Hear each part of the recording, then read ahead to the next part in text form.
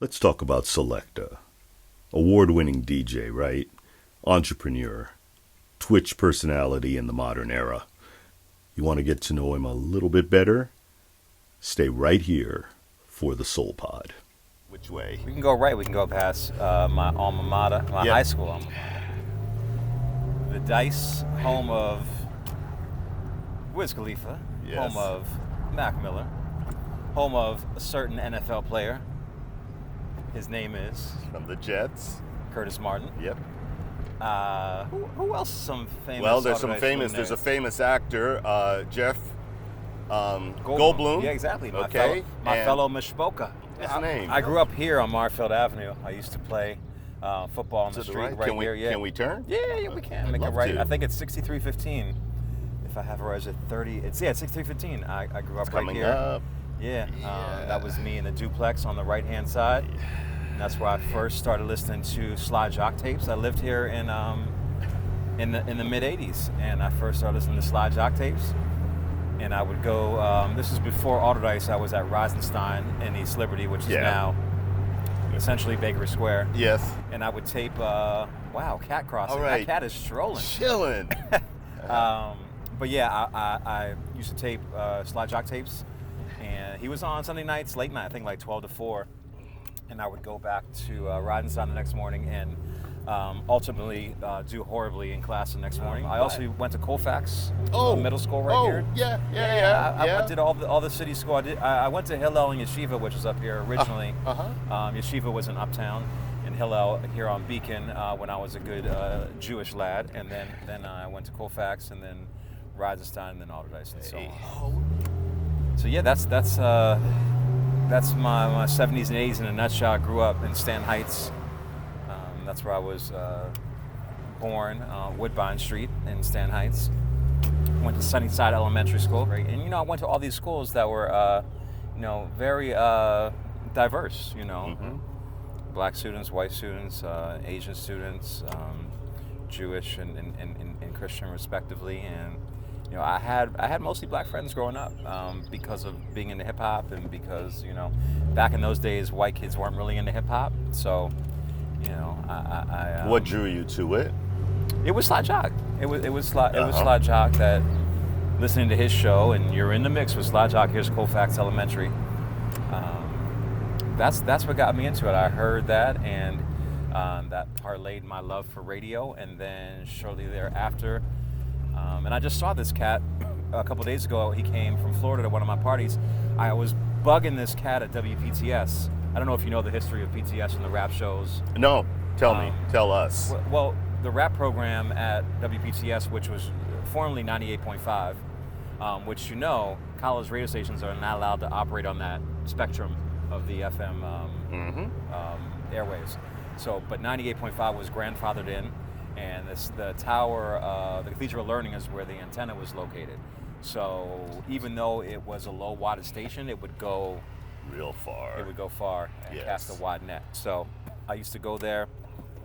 Prior to going there, I would call the DJ. His name was CCK, and bug him. He was 20, I was 14. I'm like, yo, let me come down. I love radio. I'll help you out. And this dude at 20, imagine at 20, why do you want to be bothered with a 14-year-old? And with music, like you at 20, imagine at 20 and a 14-year-old trying to tell you he knows what time it is in regards to a music that you love. I would have said, get out of here, kid. But this brother, Chris Kersey, CCK, said, yeah, you can come down and help out. And my mom would drive me down there. And I was there illegally because you couldn't be there after hours without an after hours pass. So me and my brother Black Steel, who's in my DJ crew union, we used to have to hide in the closet until the after hours crew from the William Castilian Union, another confessional, would do a sweep. And once they were gone, we would come out and help out. But I got put on radio at 14. And Autodice High School, right here, the aforementioned. Before they put this new front on. Right, this was not here in my days. Rest in power to Principal Fisher, Dr. Fisher. He just passed away recently. I think he was like 101. Wow. Yeah, so where were we at? So you were hiding in the closet. Radio. Mm-hmm. And shortly thereafter, I after doing my tenure, if you will, at WPTS as a de facto intern, I went to WRCT, which is Carnegie Mellon's radio station. I didn't know you were there. I was, and they allowed non-students, unlike WPTS, to have shows. Yes. So I was on there early as well in the late 80s, and I had a show there for many years. We actually had a mini radio war between WPTS and RCT later in my WRCT career. Back when WRCT was in the old ski bowl before they built the UC. The old ski bowl was grimy. So, yeah, that was in the early days of ski bowl, and then they moved to Margaret Morrison. I did a show there, and that was my radio timeline. And then I interned at WAMO when I was of age, 18, 19, and stayed on college radio for years until, and we'll bring it up, until that fateful Saturday afternoon where this brother said, hey, I can't make my show this week. Can you fill in for me? I'm like, wow, the legendary Soul Show? What am I going to do? I just play records. Well, you did enough to impress everybody. Right. And got a show, Jerry's. We did pass a legendary Jerry's. Yes. Started out, before Oakland, there was another location. I think he was in cahoots with the Record Graveyard Cat. In Oakland. And that was also in Oakland. But before Oakland, across the street from another iconic record store called the Collector's 12-inch. I don't know if you remember that. I don't. But that was maybe before your time. It here. was. Yeah. So you're bringing me up on history. But Jerry's was in Oakland. And I appreciate it. And I think Record Outlet was in Oakland. A couple record stores in Oakland. But Jerry's is one of my favorite digging spots. I may actually go there later today. And I will tell you, kiddos, if you're looking to get into this newfangled record collecting hobby, don't do it. Reconsider. In the immortal words of Outkast, it is addictive. It is a hobby like no other. Look at you being a mensch. But yeah, that's how I got my start into radio, and I did obviously NPR radio, the WYEP, for years, and now I'm glad to be off of radio and just doing my Twitch thing Monday, Wednesday, and Friday at 9 a.m. You have two favorite record stores. I do. We're going to the other one. We are, but on the way to the other one. Oh, why don't we make a left? We can swing by. Yeah. A little record store that I co-owned. Oh. With some folks. What street are we going 720 Records. We're going to Penn Ave. Okay. We're going to Lawrenceville. Well, we're going to Penn Ave. We're going to Penn Ave first. Are we going to the earlier iteration of 720? Very good. Not the earliest. The earliest would be an area that we probably don't want to go to today on a Sunday. Are students there? I don't know, but even, going through Oakland is never fun. Any day of the week. We don't need to go there. It was on top of the GNC. The original iteration of 720 Records opened in late '98, across from another record store called Hypervinyl. We are a little 400 square foot space, right on the third floor. On Forbes? On Forbes and Oakland Ave. And it was 128 Oakland Ave, the original 720. We lasted about a year there. And then we took a few month break, and then we moved down here to Penn Avenue, a little further down. Pre all of this, there was still Reisenstein was on the left. Reisenstein was on the left, where I attended middle school and played for the soccer squad, and we lost every game. And someone stole my cleats. Oh. And, this was not here. Bakery Square was not the even Bisco. It's not the Village of East Side. It is East Liberty, period, point blank. We used to have a Sears down here that I used to frequent as a kid because Stanton Heights was right up the road. And Giant Eagle was on Highland Avenue too. Yeah, there was there used to be the Kingsley Center right here. Kingsley was down here. Yeah, we did shows there with RXC. There's a tie to Shadow Lounge with that because they're the same players like Knowledge and Majestic and my brother Shamir Shine and a lot of folks. There was cross-pollination between the two. It was late 2000 because the Shadow Lounge is celebrating its 25th anniversary this next month, actually, and it's Shadow Lounge over here, 720. We were in unison. We were 720 and Shadow Lounge operated at the same time, just separated by the church. Shadow Lounge on Baum, right, and then 720 on Penn. And then 720 was a block down from here next to the Kelly Strayhorn Theater. The legendary Gene Kelly and Billy Strayhorn namesakes. But yeah, here's the old side of East Liberty on the right-hand side. And obligatory Pass the Dutchie on the... we used to have it jam-packed in there. We brought so many luminaries in there. KRS, Pete Rock, Tony Touch, Pharoah Monch. Like, we brought so many amazing DJs in there. Pharoah Monch was there? Oh, really? Everyone came through, just on the love. But yeah, Shadow. Here we are. Right here. Yeah. And, show me 720. 720 is right next to the Kelly Strayhorn Theater, that little space right there. So that was our home base for almost 7 years before the metamorphosis of East Liberty happened and our rent doubled. Yeah. We kind of had the same story in Lawrenceville, where we're headed right now for the which would be the fourth iteration of 720, because we passed Jerry's Records earlier, and that was our very space. So we were there for 2 years. We thought it would work. We thought that folks would buy a $5 record from Jerry and then come over and buy a $20 reissue from us. But it didn't quite work that way. So we couldn't stay there, and then I teamed up with my friends Andrew and Paul Dang and Nate and his late wife Javon. Yes. And we started 720 Music, Clothing and Cafe, record store, vintage clothing spot, coffee shop, and a venue. That was a beautiful space, by the way. Oh, that's where I met you. All Nate and Javon and Andrew. Everybody but me, because I don't work with my hands. Okay. But yeah, they rehabbed that space. Yeah. My mom grew up here in the Penley Park Apartments. Oh, really? Yeah. Roberta Clemente used to live in Penley Park too, but yeah, she was here at some point in her life. I'm not quite sure grew up, but lived there in her days. You were at the old space in Lawrenceville. It was a new concept. Like, coffee shops and record stores in Pittsburgh weren't really a thing. Now they're all the rage, but back then in 2011, it was new. And we didn't know we had to clear any. Great jazz there too. We did. We tried to bring back, what they did at the Shadow Lounge. My brother Jay Malls. After the Shadow Lounge and Ava shuttered, he would have a legendary night there called Interval, which was amazing. That was the original Interval name was there? Yeah. Spirit moved there for a little bit, yeah. Spirit had an Interval night. Yeah, Interval went there, yes. Yes, they did. yes, Yeah. This was pre that. Post shuttering and pre Shadow Lounge, pre Spirit, because Justin was running Spirit as far as events are concerned for a minute. So that's Keep how that going. Yeah, we can make a right down here and go past 720.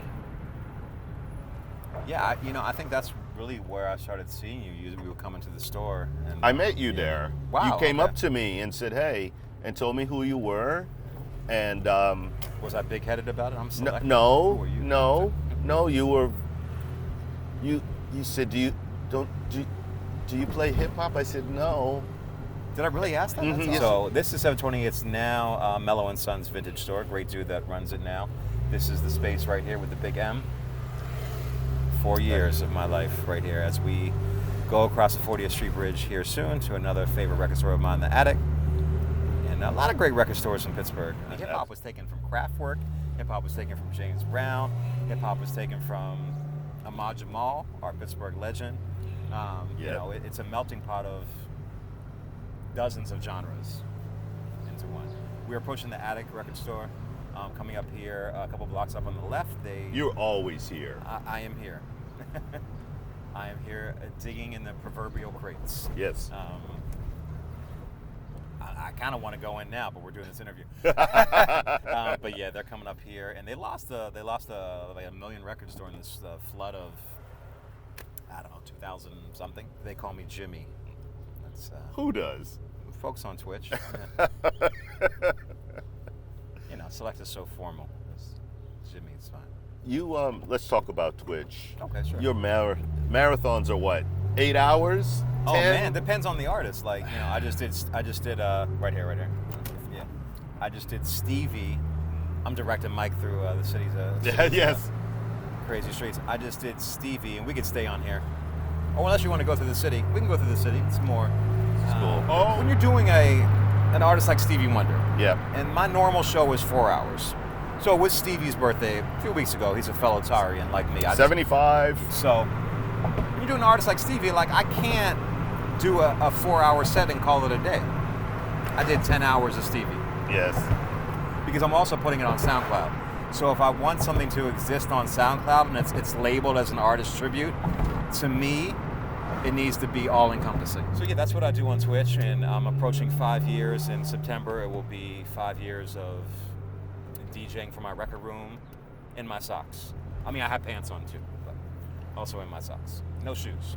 Let's talk about your business acumen in this Twitch world, because Sure. I mean, you were already an entrepreneur, Right. But I didn't know you very well back then.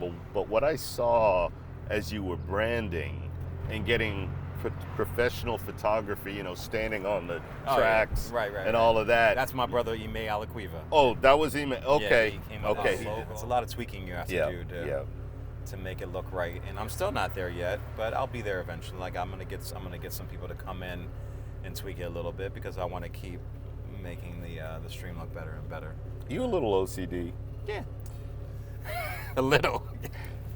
I'm Are all about aesthetics. Are the wires neatly done? You know, I'm all about aesthetics. Yep. Yeah, because that drives me bonkers. Aesthetics not only for my setup, but also flyers. yes. Like I can't be put out there with a cheesy looking flyer. Right. Like you got to put some time and thought into it. And even with my Twitch, like every morning I wake up, my order of events. I wake up, I grab new music, I dust off my turntables every time I stream, my lens.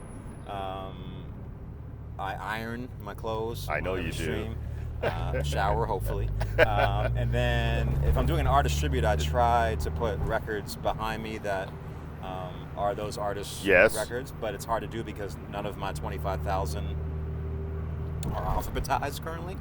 So it's like finding what's the mountain and what's the mountain and Mountain? Yeah, I started DJing just in case the people want to know. When I was really 15, I did basement parties on 2 realistic turntables from Radio Shack without pitch controls and bell drives. So we would have to hold the spindle while we were mixing to slow it down because there's no pitch, and then let go once we brought the mix in. Realistic Radio Shack mixer with a crossfader that clicked in the middle. That was hard to navigate.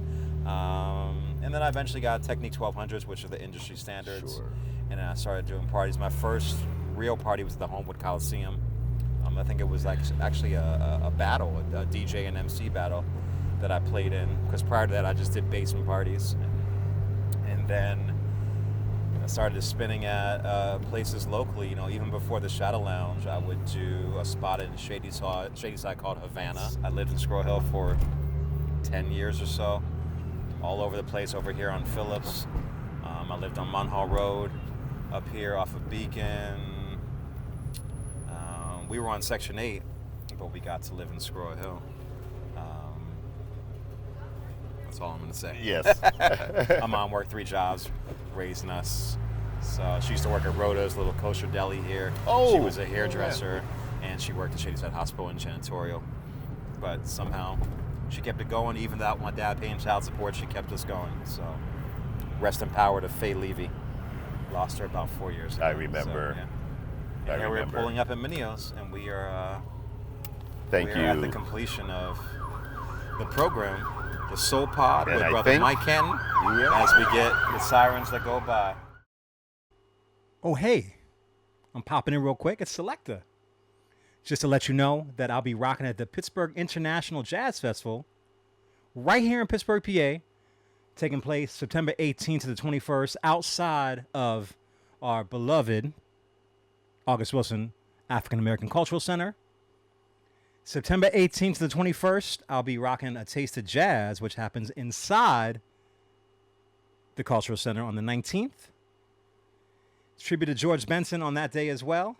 And a star-studded weekend, Bilal, Eric Benet, Branford Marsalis, D.G. Bridgewater, Jasmia Horn. I can go on and on and on. September 18th to the 21st. I'll be rocking too on the 19th to Taste of Jazz, so make sure to check it out. It's Selecta. Yes, indeed.